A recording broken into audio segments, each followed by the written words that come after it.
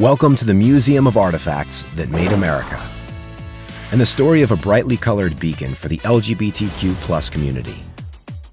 In 1978, homosexuality was illegal across much of the nation. But in San Francisco, a city with one of the largest gay populations in the United States, Harvey Milk became one of the first openly gay elected officials in the country.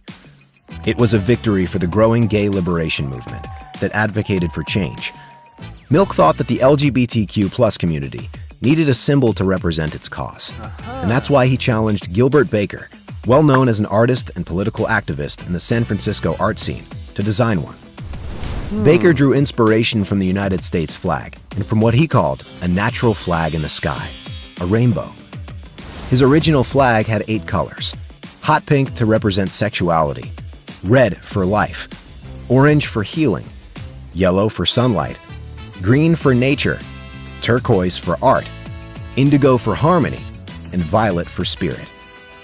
Working at a gay community center in San Francisco, Baker enlisted the help of 30 volunteers and got to work sewing 2 flags by hand. And soon, the world's first rainbow flags were ready to fly.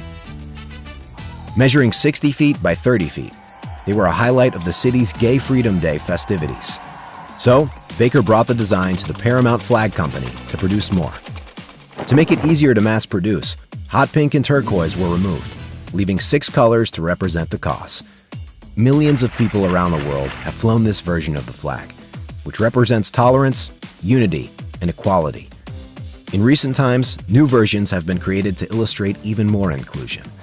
What remains of Baker's original was displayed to the public in 2015, after the Supreme Court legalized same-sex marriage. Today it's held in San Francisco's GLBT Historical Society Museum and Archives. What makes a flag a powerful symbol?